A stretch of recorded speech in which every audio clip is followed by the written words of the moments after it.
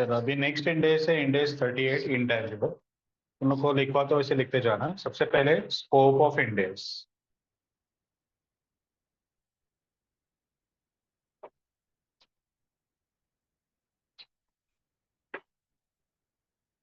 Scope of index 38 intangible assets उसका नाम है। Scope standard is applicable to all intangible assets. Standard is applicable to all intangible assets except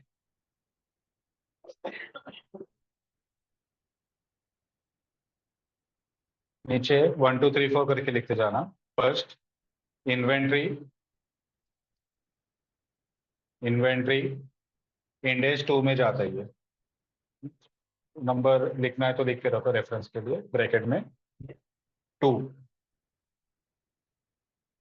number 2 DTA deferred tax asset करके है, ये index 12 में जाता है। नंबर 3 लीज, इंडेक्स 116 है इसका। लीज 116। नेक्स्ट है employees benefit,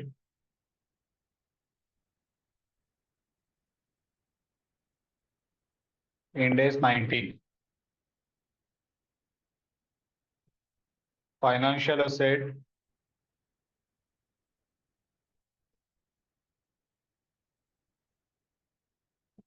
thirty two, index 32।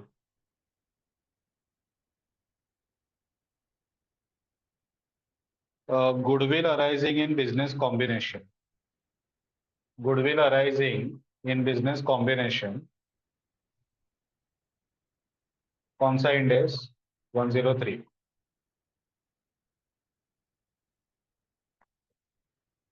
Next non current asset, non current intangible asset held for sale, non current intangible asset held for sale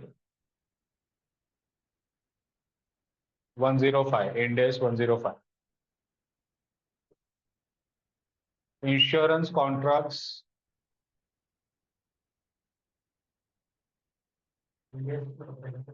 105 held for sale का। Insurance contracts 104।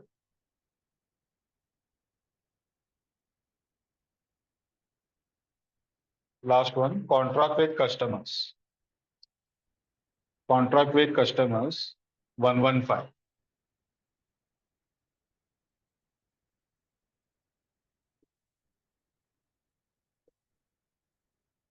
चलो अभी ये सबको, ये index applicable नहीं है तो जो बाकी के ये सब में नहीं कवर्ड वो इंटेंजिबल एसेट ये इंडेक्स पे डील होगा। तो इस पे गुडविल वाला पार्ट आएगा जो बिजनेस कॉम्बिनेशन में क्रिएट नहीं हुआ है, अदर गुडविल। ठीक है, पैटेंट है, कॉपीराइट है, ट्रेडमार्क्स है, टेक्निकल नो हाउ है, रिसर्च एंड डेवलपमेंट R&D वगैरह का कुछ है। ठीक है, तो ये सब पार्ट जो बाकी के पार्ट्स है, वेबसाइट है, ये सब जो पार्ट्स है ये यहाँ पे इंडेक्स पे अपन कवर करेंगे। अब फर्स्ट क्वेश्चन ये आता है कि what do you mean by intangible asset. तो दो वर्ड्स है इंटेंजिबल असेट। तो पहले असेट क्या है ये समझते हैं। तो असेट्स यानी कि इसके तीन फीचर्स है। पहला फीचर कि it is controlled by entity, it is controlled by entity. दूसरा feature is a result of past event,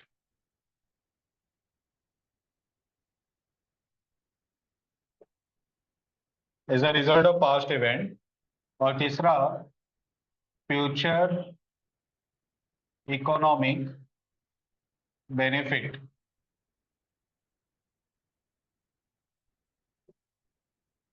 flows to entity. ठीक है, ये तीन फीचर्स आने चाहिए तो अपन उसको असेट बोल सकते हैं। पहला है controlled by entity. Control by entity यानी क्या कि बहुत बार अपने पास हमने खुद मेहनत करके एक असेट बनाया, लेकिन वो असेट के ऊपर अपना कंट्रोल ही नहीं। ठीक है, लोग फ्री में वो यूज कर रहे हैं, वो असेट अपने कंट्रोल में आ ही नहीं रहे। तो वैसे को अपन इवन दो हमने खुद बनाया, हमने उसके लिए खर्चा भी किया, ठीक है, लेकिन फिर भी अपन उसको असेट में काउंट नहीं करेगा। अब ये एग्जाम्पल पे फिट नहीं बैठता, लेकिन फिर भी मैं बताता हूँ। जैसे प्ले स्टोर में गेम्स वगैरह अपन डाउनलोड करते हैं, अभी कुछ गेम्स है वो पेड गेम्स रहते हैं, तो वो जो डेवलपर है वो ये एंश्योर करता है कि वो नेट के बिना वो गेम ना चले। यानी एक दो स्टेज तूने खेल भी लिया, बाद में कंपलसरी दोनों को नेक्स्ट स्टेज के लिए इंटरनेट लगना ही चाहिए। यानी कि ऑटोमेटिकली वो जो गेम है वो डेवलपर के सर्वर से कनेक्ट होगा, वहां पे दोनों का डेटा कैप्चर होगा, और वो दोनों को बार बार टॉर्चर करेगा कि तुम लोग इसका सब्सक्रिप्शन लो, वरना ऐड आते रहेगा, नेक्स्ट स्टेज में नहीं जा पाओगे, बीच में वेटिंग टाइम आएगा, तुम लोग को एडिशनल फीचर्स चाहिए वो तुम लोग को नहीं मिलेगा। तो तुम लोग को कंपलसरी वो परचेस करने के लिए इंड्यूस करेगा। अगर नहीं किया तो धीरे धीरे करके जो गेम चल रहा है वैसे चलाते रहोगे। लेकिन अगर 100 में से 10 लोगों ने भी वो गेम खरीदा तो बिजनेस का इनकम जनरेट होगा। पॉइंट आया समझ में? यानी कि वो गेम कंट्रोल्ड बाय एंटिटी है। लेकिन अगर सपोज इसने एक गेम प्ले स्टोर पे डेवलपर ने डाला और वो ऑफलाइन मोड में भी चलता है, ठीक है, तो जब भी गेम प्ले करना रहेगा अपन मोबाइल डेटा ऑफ करेंगे, गेम खेलेंगे तो हमें मोबाइल डेटा ऑन करेंगे। ऑन किया तो वो दोनों को परेशान करना स्टार्ट करेगा, एडवर्टाइजमेंट आएगा या फिर वो दोनों को बार बार मैसेज देगा सब्सक्राइब करो करके। ठीक है, तो मोबाइल डेटा ऑफ करके गेम खेलो, ना एडवर्टाइजमेंट आएगा, ना कोई सब्सक्रिप्शन का डिमांड आएगा, गेम खेल के हो गया, बाद में वापस ऑनलाइन चले जाओ। तो ये केस में it is not controlled by the entity. और एक बार प्ले स्टोर से सपोज मेरे मोबाइल में गेम आ गया, बाद में अगर वो लोग ने सर्वर पे उसको पेड में कन्वर्ट किया, लेकिन गेम ऑफलाइन मोड में चल रहा है, तो मैं उसको अपडेट करूंगा ही नहीं। अपडेट किया तो वो पेड वर्जन में कन्वर्ट हो जाएगा, यानी कि वो बार बार मुझे वो परेशान करेगा, तो मैं गेम को अपडेट ही नहीं करूंगा। और मेरे पास एक बार मोबाइल में गेम आ गया तो इवन विदाउट प्ले स्टोर मैं दूसरे के मोबाइल में गेम को ट्रांसफर कर सकता हूँ। एपीके फाइल ट्रांसफर होता है, तो एक के मोबाइल से दूसरे के मोबाइल में, और ये ऑफलाइन घूमते ही रहेगा गेम। हाँ समझ में? तो बहुत सारे एप्लीकेशन ऐसे है कि जो फ्री टू डाउनलोड है, और वो फ्रीली एक मोबाइल से दूसरे मोबाइल में इंस्टॉल भी हो जाते हैं और नेट की जरूरत नहीं पड़ती। तो ऐसे गेम्स जो है it is not controlled by the entity. ठीक है, एक बार आया तो सब लोग वो उसका जैसे चाहिए वैसे उसका यूज करते ही रहे। ठीक है। दूसरा है कि as a result of past event, जो भी असेट है वो पास्ट इवेंट का रिजल्ट रहना चाहिए। हमने कुछ भी नहीं किया फिर भी असेट क्रिएट हुआ, तो अपन उसको बुक्स पे लिख नहीं सकते। ठीक है, इस पे भी बेस्ट एग्जांपल आएगा गुडविल। अगर सपोज हम लोग गुडविल क्रिएट करने के लिए सच कोई काम नहीं कर रहे, हम लोग हमारा सिर्फ ड्यूटी परफॉर्म कर रहे, गुड्स बना रहे, गुड्स को मार्केट में बेच रहे, आफ्टर सेल सर्विस जो हमने गारंटी दिया है वो आफ्टर सेल सर्विस प्रोवाइड कर रहे, लेकिन लोग हमारे सर्विसेज से खुश हो रहे हैं, और हमारा कोई इंटेंशन नहीं है कि गुडविल क्रिएट करने के लिए हम लोग ये सर्विसेज दे रहे हैं। ये हमारे ड्यूटी का पार्ट है, हमारा प्रोडक्ट बेचना है तो हम लोग को प्रोडक्ट अच्छा देना पड़ेगा और आफ्टर सेल सर्विस देना ही पड़ेगा। बहुत सारी कंपनी सालों से कर रही है। ठीक है, तो ये केस में वो गुडविल अगर क्रिएट हुआ तो कंपनी ने उसके लिए कोई एफर्ट्स लिया नहीं, तो ये always based on past event रहना चाहिए कि हमने कोई एफर्ट लिया जिससे कुछ असेट क्रिएट हुआ। हम लोग यहाँ पे इंटेंजिबल असेट की बात नहीं कर रहे, कोई भी असेट चाहे वो टेंजिबल या इंटेंजिबल, दोनों के लिए रूल अप्लाई होगा। हाँ समझ में? तो पास्ट इवेंट क्या रह सकता है? आइदर परचेज ऑफ असेट और सेल्फ कंस्ट्रक्शन ऑफ असेट। ठीक है, जैसे प्लांट का बिल्डिंग वो हमने कंस्ट्रक्शन करवाया, खरीदा नहीं, तो लैंड लिया, लैंड पे बिल्डिंग पूरा बनवाया, तो कंस्ट्रक्शन है। दूसरा एग्जांपल, हमने मशीनरी खरीदा, तो भी पास्ट इवेंट है, परचेज ऑफ असेट। ठीक है, तो या तो परचेज या तो कंस्ट्रक्शन, कुछ तो एक्टिविटी कंपनी ने किया है। ठीक है, तो वो असेट में काउंट हो सकता है। और तीसरा कि वो असेट का फ्यूचर इकोनॉमिक बेनिफिट कुछ कंपनी को मिलना चाहिए। अगर असेट है लेकिन उसका फ्यूचर बेनिफिट कुछ भी नहीं है, ठीक है, तो वो केस पे उसको कंपलसरी इम्पेयर करना पड़ेगा।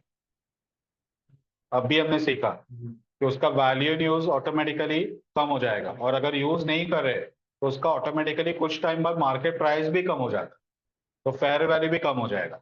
तो तुम लोग का असेट ऑटोमेटिकली इंपेयर होगा। ठीक है, तो इसका कुछ ना कुछ बेनिफिट मिलना चाहिए। अगर तुम लोग को बेनिफिट मिलने का कोई स्कोप दिख नहीं रहा है या फिर मैनेजमेंट का इंटेंशन ही नहीं है कि वो असेट से कुछ बेनिफिट ले, ठीक है, तो वो केस पे हम लोग उसको असेट नहीं गिन सकते। समझा? और बेनिफिट यानी ऐसा नहीं कि उससे से कुछ पैसा ही मिलना चाहिए। अब जैसे सपोज कंपनी ने एक कार खरीदा, अब कार को रेंट पे देना नहीं है, लेकिन वो डायरेक्टर्स वगैरह के लिए पिकअप एंड ड्रॉप फैसिलिटी या फिर एम्प्लॉयज के लिए पिकअप एंड ड्रॉप फैसिलिटी उसके लिए यूज करे, तो भी कुछ ना कुछ यूज तो हो रहा है ना, बेनिफिट तो मिल रहा है ना। यहाँ पे बेनिफिट यानी कि सिर्फ पैसे का बेनिफिट ऐसा नहीं, बाकी कोई तो बेनिफिट मिल रहा है ना। एडमिन के लिए यूज हो रहा है, ठीक है, या फिर जनरल पर्पज के लिए कहीं तो यूज हो रहा है, तो भी वो चलेगा। यानी कि उसका सिर्फ कैश फ्लो आना चाहिए ऐसा कोई रूल नहीं है। कैश फ्लो नहीं आता है लेकिन उसका कोई ना कोई फायदा कंपनी को हो रहा है, उसका कोई ना कोई यूज कंपनी को हो रहा है, तो हम लोग उसको असेट में काउंट कर सकते हैं। हाँ, समझ गए? ठीक है। वैसे सेम वे अगर सपोज जनरेटर खरीदा और वो जनरेटर में एक स्टैंड बाय उसका स्पेयर पार्ट भी रखा है, ओएम में आता था ना अपने को लास्ट ईयर, तो स्पेयर पार्ट रखा है कि जैसे पावर कट हुआ, ठीक है, जनरेटर ऑटोमेटिकली ऑन होगा, लेकिन पावर कट ही नहीं होता है, तो अपन ऐसा नहीं बोल सकते कि उसका इकोनॉमिक बेनिफिट कुछ मिल नहीं रहा है क्योंकि पावर जा ही नहीं रहा है, तो उसको असेट मत गिनो। एक्टिव यूज नहीं है, पैसिव यूज तो है उसका। जब भी पावर जाएगा, हमारे पास स्टैंड बाय में जनरेटर अवेलेबल है, वो ऑटोमेटिकली एक्टिव होगा। पावर नहीं गया तो उसके लिए अपन कुछ नहीं कर सकते। समझ में आया? ठीक है, तो कुछ ना कुछ इकोनॉमिक बेनिफिट यहाँ पे कंपनी को मिलना चाहिए। तो ये हो गया असेट, यहाँ पे वो असेट बना। अब असेट बनने के बाद वो इनटेंजिबल असेट कभी बनेगा,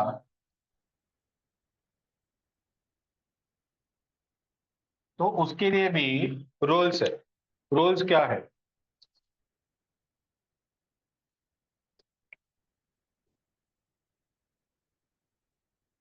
first is आइडेंटिफाएबल।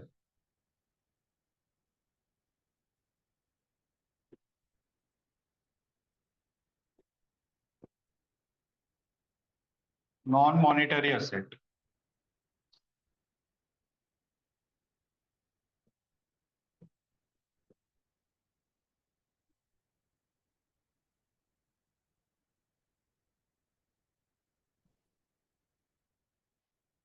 Without physical substance.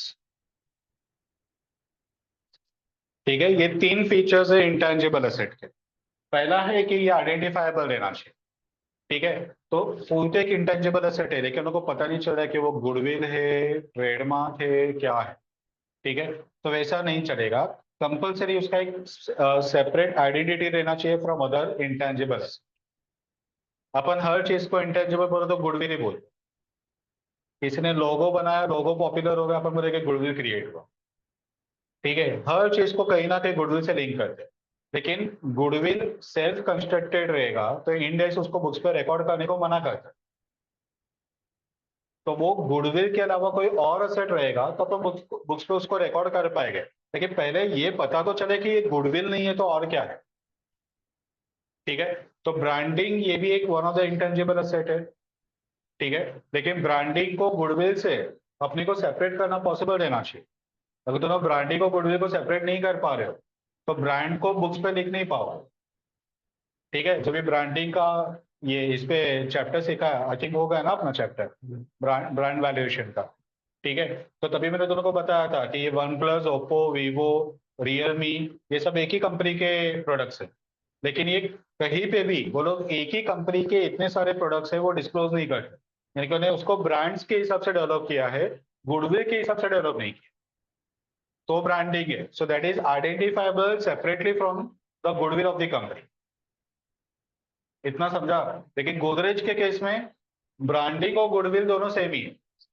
Product का नाम भी गोदरेज, कंपनी का नाम भी गोदरेज, तो कंपनी का गुडविल और प्रोडक्ट का ब्रांडिंग दोनों एक ही। तो there is no separate identifiable thing कि ब्रांड कौन सा है और गुडविल कौन सा है। तो प्रोडक्ट ब्रांड के वजह से बिक रहा है या गुडविल की वजह से बिक रहा है, वो डिफ्रेंशिएट अपन नहीं कर पाएंगे। तो वहां पे अपन ब्रांड को अलग से बुक्स पे लिखना पॉसिबल नहीं। तो ये सेपरेटली आइडेंटिफाइबल रहना चाहिए फ्रॉम अदर इंटेंजिबल असेट। ठीक है, दूसरा है कि it should be non monetary assets. अब नाम से कंफ्यूज मत होना, नॉन मॉनिटरी बोला तो इसका ऐसा नहीं कि इसका मनी वैल्यू रहना नहीं चाहिए, ठीक है। नॉन मॉनिटरी यानी कि डेफिनेट वैल्यू रहना नहीं चाहिए। मैं एग्जांपल बताता हूँ।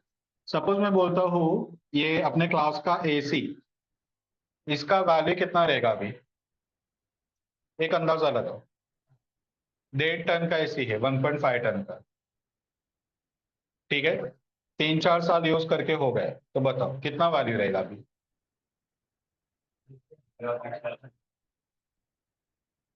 कितना? 8-8 हजार। 15, 10, 12, 20, 20, 15, 20। यानी कि यहाँ पे जितने लोग हैं सब लोग अपना अपना वैल्यू बता रहे हैं और किसी का भी वैल्यू जनरली मैच नहीं हो रहा है। तो इसे बोलते हैं नॉन मॉनिटरी असेट। ऐसे असेट जिसका डेफिनेट वैल्यू नहीं है, ठीक है। तो लोग उसका सिर्फ अंदाजा लगा सकते हो, डेफिनेट वैल्यू नहीं बोल सकते कि नहीं इसका वैल्यू इतना ही है, ठीक है। लेकिन अगर मैं बोलूँ कि मेरे बुक्स पे डेटर्स है, उसका वैल्यू बताओ, तो तुमने बोला कि सर टैली ओपन करके बताओ आपका। मैं टैली ओपन करूंगा, तुम बैलेंस शीट में जाओगे, वहां पे डेटर्स दिखेगा, उस पर सपोज डेटर्स दिख रहा है 1,20,000, तो लगे सर 1,20,000 डेटर्स। इस पे दो माइंड ही नहीं है, यानी कि दोनों का अंदाजा नहीं लगाना है। We know definite value of asset, ठीक है। तो वैसे असेट्स को बोलते हैं मॉनिटरी असेट। तो हर करंट असेट वो मॉनिटरी है, और हर फिक्स्ड असेट वो नॉन मॉनिटरी है। तो ये जो इंटेंजिबल असेट है वो नॉन मॉनिटरी असेट रहना चाहिए, यानी कि उसका डेफिनेट वैल्यू पता नहीं है। अगर हम लोग बोलेंगे कि एप्पल का गुडविल बताओ, तो सब लोग अलग अलग वैल्यू बताएंगे। इवन अगर सपोज उन्होंने कोई एक्चुअरी को बुलाया जो वैल्यूएशन का एक्सपर्ट है, उसको बोला कि suppose for example Tata group का वैल्यू बता, गुडविल का वैल्यू बता, तो उसे पूरा वर्किंग किया, अंदाज से नहीं बैठ के अपने अपनी जैसे नहीं कि अंदाज से वैल्यू बता दिया।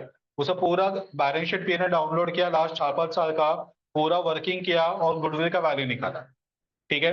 बाबर ने दूसरे एक्चुअरी को बुलाया, वो भी एक्चुअरी है, इक्वल लेवल का नॉलेज है, ठीक है। उसको बोला कि अभी तू टाटा ग्रुप का वैल्यू निकाल के बता। उससे भी सेम काम किया, लेकिन उसका वैल्यू और पहले एक्चुअली का वैल्यू वो भी डिफरेंट है।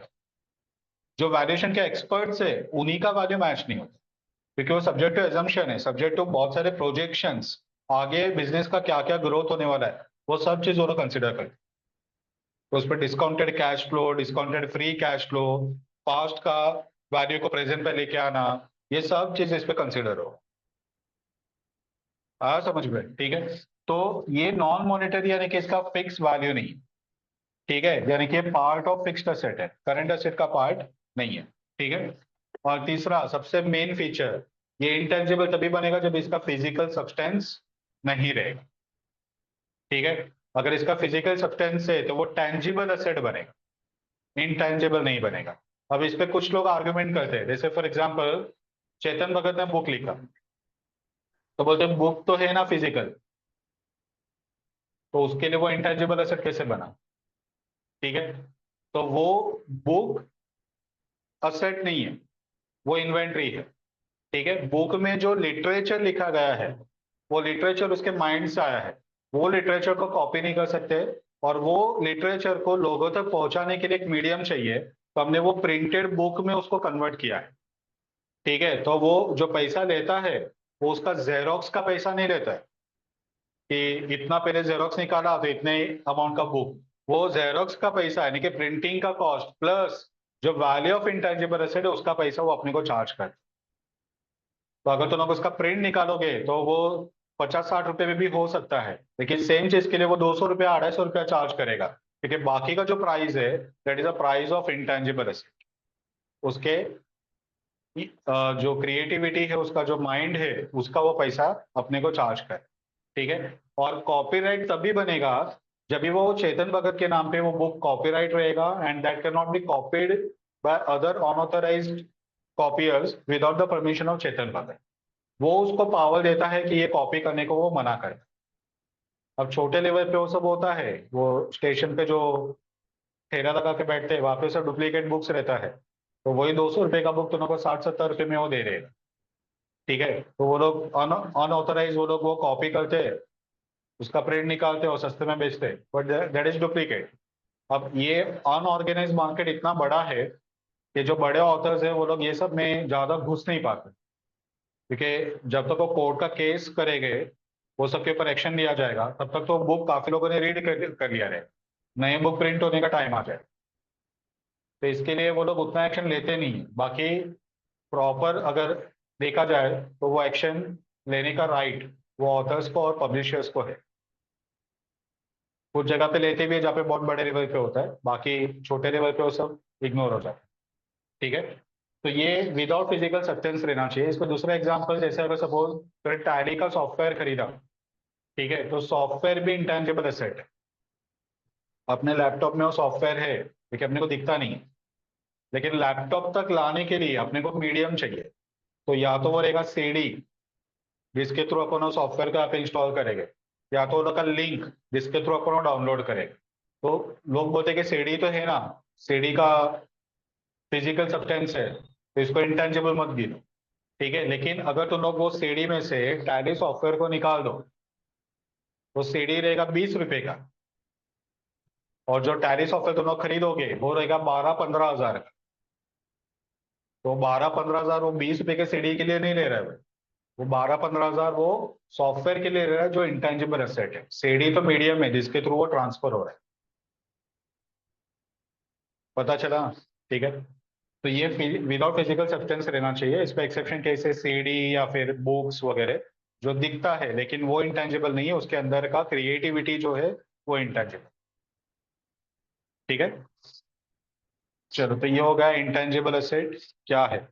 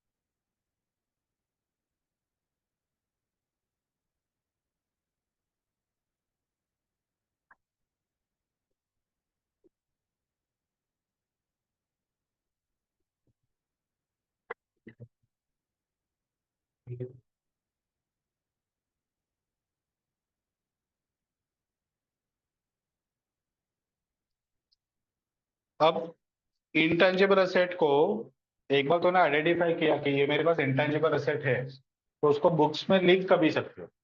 तो इसके लिए कुछ रिकग्निशन क्राइटेरिया है, ये दो क्राइटेरिया फुलफिल होना चाहिए। पहला क्राइटेरिया ये है कि वो इंटेंजिबल एसेट से कुछ फ्यूचर इकोनॉमिक बेनिफिट कंपनी को मिलेगा।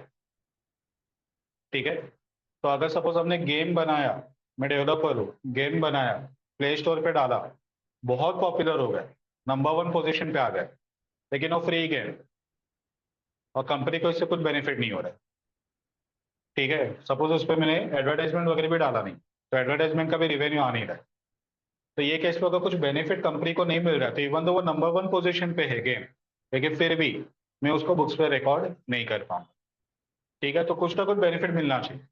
तो गेम फ्री है तो एडवर्टाइजमेंट के थ्रू पैसा मिले, या तो अगर वो पेड गेम है तो मेंबरशिप से पैसा मिले। ठीक है, तो कुछ ना कुछ इनकम जनरेशन रहना चाहिए। ठीक है, कभी कभी अगर अगर सपोज हमने कोई वेबसाइट बनाया, ठीक है, लेकिन वो वेबसाइट एडवर्टाइजमेंट के लिए नहीं है, वो अपना इंटरनल वेबसाइट है, यानी कि कंपनी का जो भी ईआरपी सॉफ्टवेयर रहेगा, ठीक है, जैसे एसएपी या जो भी है, वो पूरा वेबसाइट से लिंक रहेगा। ठीक है, और पूरे कंपनी का मैनेजमेंट वो वेबसाइट के थ्रू अपन चला रहे हैं, तो अपन उसको बोल सकते हैं कि उसका कुछ फ्यूचर इकोनॉमिक बेनिफिट हो रहा है। ठीक है, इवन तो उसे पैसा नहीं आ रहा है, इनकम जनरेशन नहीं हो रहा है, लेकिन एडमिनिस्ट्रेशन तो इजी हो रहा है। सीए फर्म के लिए कितने सारे एप्लीकेशन वगैरह, ठीक है, बहुत सारे सीए फर्म ये एप्लीकेशन वो लोग बाय करते हैं, पेड वर्जन वो लोग को लेना पड़ता है, जिससे जो भी क्लाइंट आएगा उसका डेटा वो लोग वो एप्लीकेशन में डाल देते हैं। तो उन लोग को बार बार एप्लीकेशन खुद ड्यू डेट का रिमाइंडर देगा कि ये कंपनी का आपका ये रिटर्न वगैरह भरना बाकी है। सिस्टम खुद तुम लोग को सब चीज हेल्प करता है। तो ऑटोमेटिकली जो सीए है वो भूलता नहीं है कि ये क्लाइंट माइंड से निकल गया, उसका काम ड्यू डेट के बाद हुआ, उसको पेनल्टी वगैरह लगा। तो ऐसा कुछ होना नहीं चाहिए। आर्टिकल कुछ काम करेगा, वो भी अपडेट करेगा कि मैंने ये काम किया, सीए को अपने कैबिन में बैठ के दिखा देगा आर्टिकल का क्या काम हो गया, क्या काम पेंडिंग है। ठीक है। तो ये पूरा जो सॉफ्टवेयर है सीए का जो फर्म मैनेज करने का, उसका भी इकोनॉमिक बेनिफिट फाइनेंशियल टर्म में नहीं हो रहा है लेकिन एडमिन टर्म में हो रहा है। तो उसको भी अपन यहाँ पे फर्स्ट क्राइटेरिया फुलफिल किया ऐसा बोल सकते हैं। ठीक है। और दूसरा, cost can be measure reliably. अगर हमने कोई भी ऐसा इंटेंजिबल एसेट बनाया या खरीदा तो उसका कॉस्ट अपने को पता रहना चाहिए। और बहुत सारी company, for example electric vehicle का भी ईरा आया, तो हर कंपनी अपने मोटर बाइक या फिर कार के लिए इंजिन बना रहे।